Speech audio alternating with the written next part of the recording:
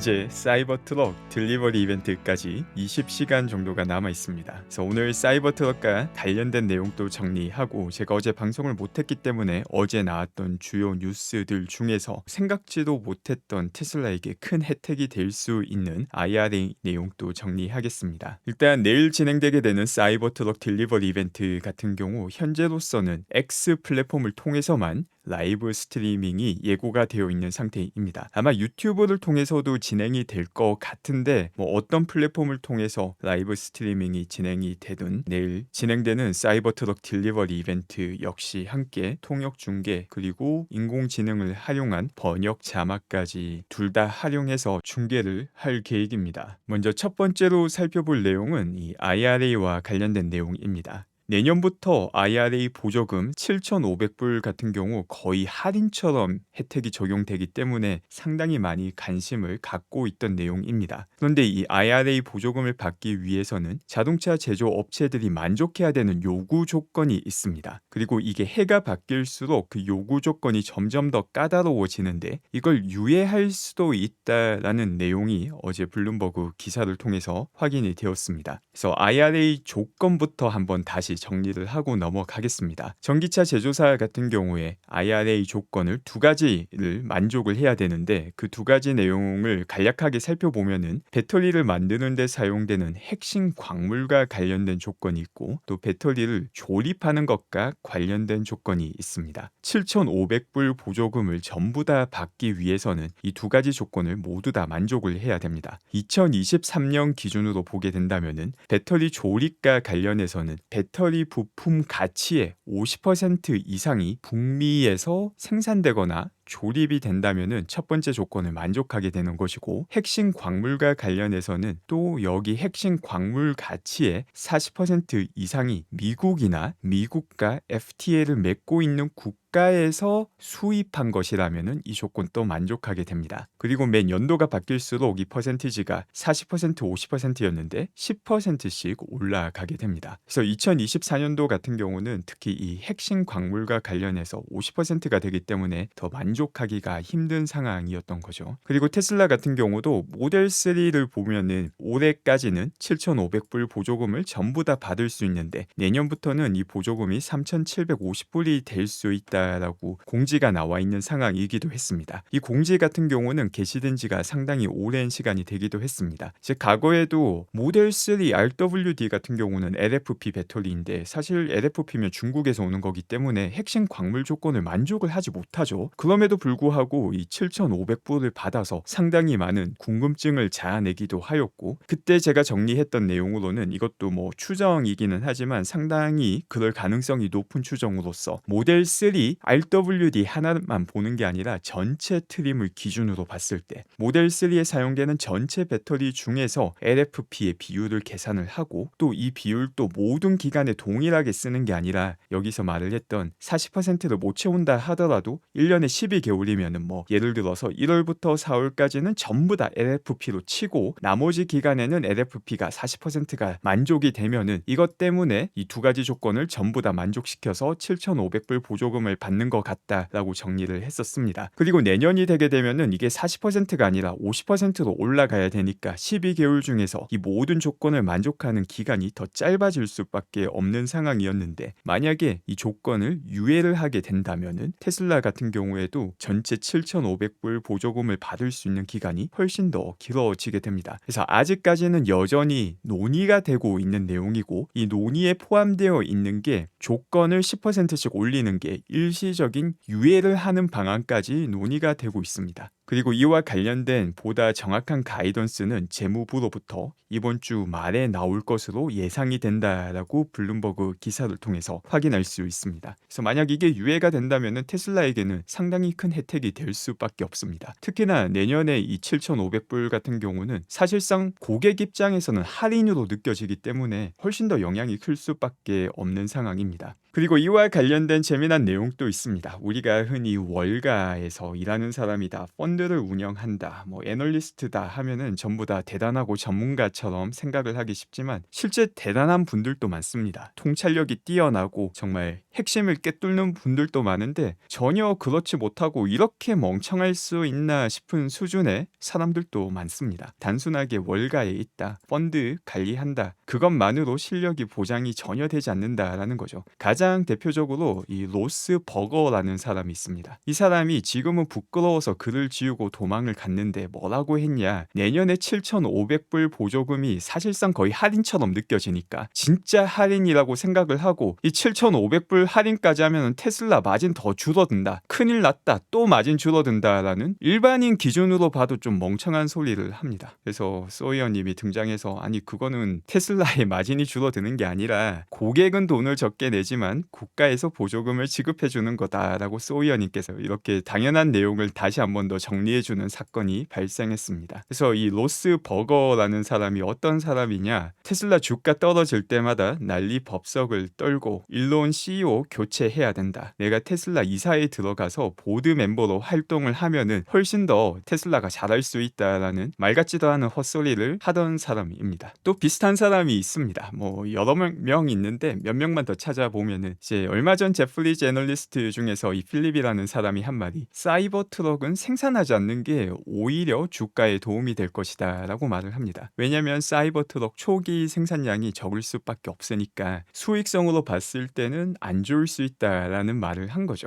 그러니까 월가의 시각이 이것만 봐도 뭐 굳이 설명할 필요조차 없을 정도로 편협하다라는 걸 볼 수 있죠. 단기적으로 손해를 볼 수 있는 일들을 하지 않아야 된다라고 하면은 모든 투자는 하면 안 됩니다. 초기 투자 비용이 들어가고 그동안은 당연히 수익성이 낮아질 수밖에 없죠. 미래에 더 큰 성장, 더 큰 수익을 얻기 위해서 그런 단기적인 수익성을 포기하는 게 투자인 건데 그걸 하지 말아야 된다. 이게 뭐 말인지 빵군지 헷갈리는데 이 정도 덤앤더머 이하의 사람들도 상당히 많은 게 월가고 애널리스트고 펀드 관리하는 사람들 중에서 있습니다. 뭐 월가에서 일했다고 설치는 사람들이 중요한 게 아니라 어떤 주장을 하고 있는지 하나하나 살펴볼 필요가 있는 것이죠. 또 이 사람과 방금 봤던 이 로스 버거랑 공통점이 있습니다. 또 주가 떨어질 때 뭐라 했냐, 머스크가 테슬라의 내부의 적이다. 단기 주가에 휘둘리는 사람들 말을 들어보게 되면은 단기 주가에 휘둘리는 사람들이 정확하게 수준이 일치한다라는 재미난 내용도 볼 수 있습니다. 그 다음은 사이버 트럭과 확인된 다양한 새로운 내용들도 보겠습니다. 이제는 20시간밖에 남지 않았지만 지금까지 나온 내용들도 확인해 보겠습니다. 이번에 업데이트된 애플리케이션을 통해서 사이버 트럭과 관련된 세부 내용들을 볼 수도 있습니다. 지금 보시는 게 비스트 모드 애니메이션인데 마치 모델 S 플레드의 런치 모드처럼 엄청난 가속력을 보여주는 모드가 존재할 것이다 라는 걸 보여주는 내용이고, 아마 이거는 트라이 모터, 그러니까 사이버 트럭에서도 퍼포먼스에만 존재하는 기능이 아닐까 생각이 됩니다. 그와 관련된 여러 가지 사진들도 나오고 있는데 사진들도 한번 보고 넘어가겠습니다. 사이버 트럭 내부의 모습이고 또 프렁크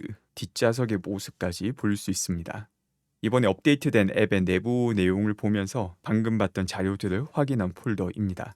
그리고 여기에 더해서 마커스 씨, 테크 유튜버로 가장 유명한 분 중 한 분입니다. 테슬라 같은 경우는 확실하게 테크 기업이다 보니까 이번 사이버 트럭 리뷰는 자동차 리뷰어가 아닌 테크 관련 유튜버에게 먼저 넘긴 모습을 확인할 수 있습니다. 그래서 이 마커스 씨가 사이버 트럭을 먼저 들어가서 잠깐 티저 이미지를 공개했는데 이 티저 이미지를 보게 되면은 여기에 주행 가능 거리와 배터리 충전량이 표시가 되어 있습니다. 그래서 이걸 바탕으로 계산을 해보니까 만약에 지금 9칸이었죠. 이 90% 충전된 상태에서 265마일이 나오게 된다면은 결국 총 충전된 상황에서는 294마일이 나온다라는 결론이 나오게 됩니다. 이틀 전에 사이버 트럭 배터리 관련해서 123kWh라는 내용을 전해드렸고, 이걸 리비안과 비교했을 때 똑같은 효율성을 가진다면 300에서 310마일 정도이고, 사이버 트럭이 더 뛰어난 효율성을 보여준다면은 이것보다 더 높은 주행 거리도 가능하다라고 전해드렸는데, 만약 지금 이 나온 사진 자료만 바탕으로 본다 하면은 294마일 정도가 돼서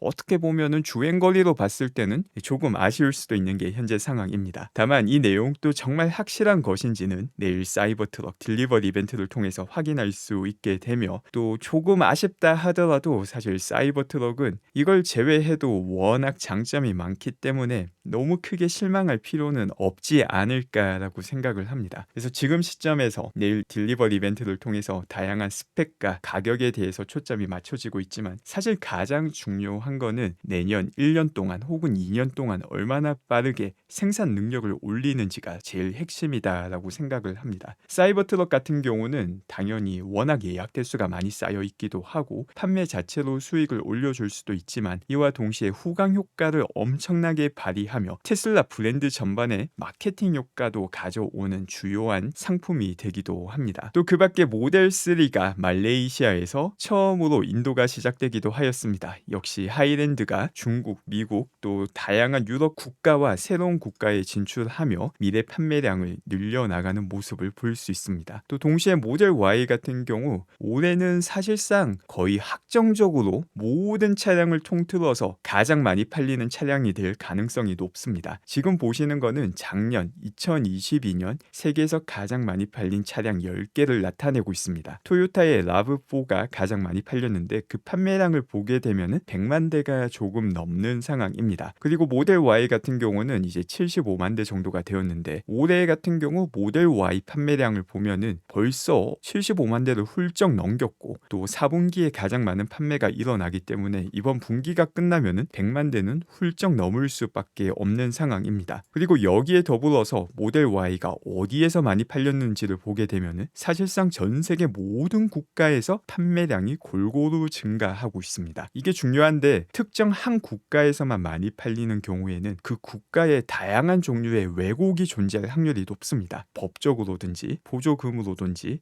유착 관계가 있어서 다른 외국 국가에서 오는 차량을 좀 최대한 안 팔리게 하는 다양한 장애물을 만들어 놓을 가능성이 있는데, 그게 아니라 전 세계 모든 국가에서 일관되게 이렇게 판매량이 높게 증가한다라는 거는 제품 자체가 확실하게 뛰어나다라는 것을 보증해주는 내용입니다. 또 어제 나왔던 중국 주간 보험 등록수를 보게 되면은 지난주에 이어서 계속해서 좋은 모습을 보여주고 있습니다. 연말에 가장 많이 팔리기 때문에 이번 분기에도 상당히 괜찮은 판매량을 중국에서 기대할 수 있는 상황이기도 합니다. 그리고 연간 누적 판매량으로 보게 된다면은 지금도 벌써 2022년도와 비교해 보면은 중국에서는 훨씬 더 많은 보험 등록이 이루어졌는데, 재미난 점이 분기 말 푸시 웨이브가 상당히 많이 평탄화되었다는 것도 볼 수 있습니다. 이처럼 평평하다가 갑자기 많이 팔리고 평평하다가 갑자기 많이 팔리는 이유가, 원래 중국에서는 분기 초에 전부 다 수출하고 분기 말, 그러니까 각 분기의 세 번째 달에 몰아서 판매를 했기 때문에 이런 패턴이 많이 나왔는데, 이거 자체가 추가 비용을 발생시키게 하는 요인이었습니다. 그래서 이걸 평탄화시켰기 때문에 이번 분기 말 중국의 보험 등록수가 가파르게 확 올라가기를 기대하기는 조금 힘듭니다. 왜냐하면 꾸준하게 중국 내에서도 판매하였으니까. 다만 지금과 같은 비슷한 수준을 유지하거나 아니면 조금만 더 올라간다 하더라도 이번 4분기에 괜찮은 실적이 나올 수밖에 없다라는 거 역시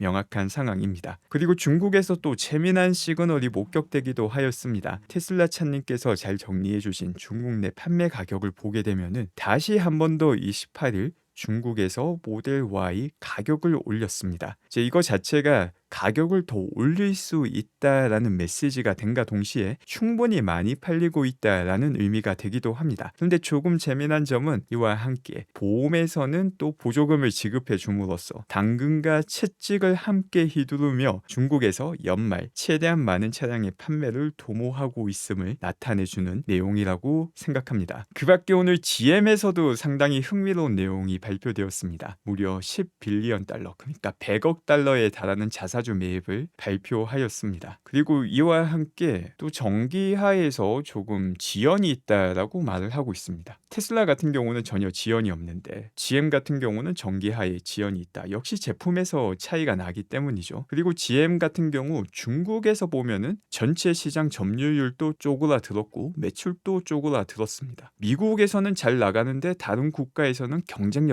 잃고 있죠. 이게 바로 앞서 봤던 내용과 상당히 대비가 되는 내용입니다. 테슬라 같은 경우는 국가를 초월해서 모두 다 잘 나가는데. 그래서 이걸 보면서 저는 들었던 생각이 이제 당연히 적립식으로 매월 사는 거는 기본 베이스로 깔고 가고 이제 만약 요즘처럼 주가가 떨어지지 않고 계속 올라가게 된다면은 일정 비율만큼은 롱숏 전략으로 갈까라는 고민을 많이 하고 있습니다. 추가 테슬라 롱 그리고 그와 똑같은 비율을 다른 레거시 오토메이커나 혹은 다른 전기차 제조사들에게 숏 포지션을 가지고 가서 이 둘 다 오르거나 둘 다 내릴 때는 사실상 수익도 손실도 거의 없지만 테슬라는 올라가고 다른 기업은 내려가면 수익을 극대화시킬 수 있는 그런 포지션이 되죠. 그래서 그 포지션에 GM은 고려하지 않았습니다. 숏 포지션으로. 왜냐하면 미국에서 워낙 밀어주고 있기 때문에 아예 대통령이 대놓고 또 지원을 해주는 경우도 많았기 때문에 그렇게 고려를 하지 않고 다른 뭐 니오라든지 사실 니오가 제일 유력하게 숏 포지션으로 고려를 하고 있는데 이 내용을 보고 GM도 좀 고려를 해도 되지 않을까 생각이 됩니다. 이런 자사주 매입을 통해서 주가를 올리지만 대세적인 흐름에서는 더 멀어지고 있습니다. 이 발표를 하면서 결국 아이스 내연기관차를 통해서 수익을 올리겠다라고 말을 했기 때문에 이게 자기 무덤을 더 깊게 파면서 단기적인 수익을 최대화시킨다라는 내용을 발표한 것이죠. 그와 동시에 크루즈에 대한 사랑도 계속해서 보여줬기 때문에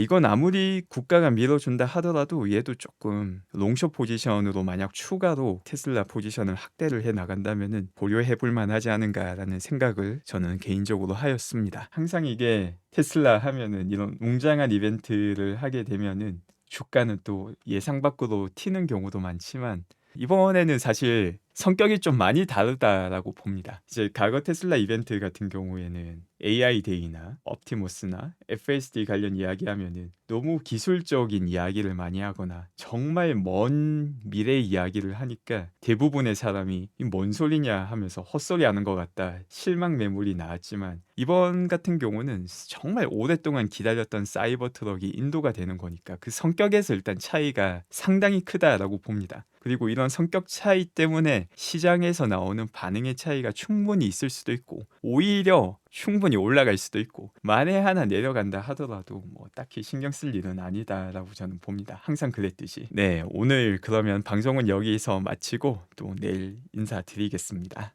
감사합니다.